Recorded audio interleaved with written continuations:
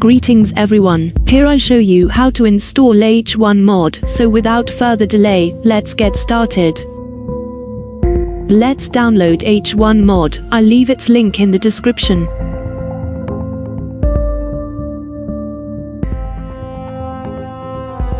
I have downloaded it before, so let's move to the installation process.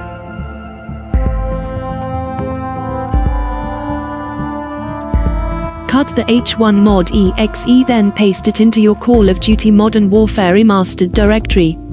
Then execute it.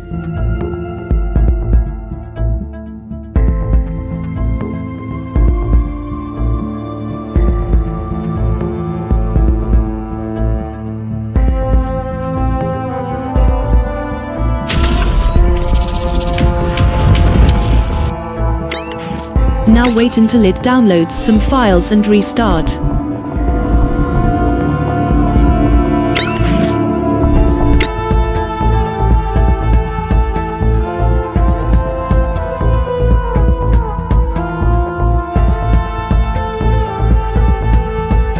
And we are done here. Please don't forget to subscribe to our channel. Have a good day.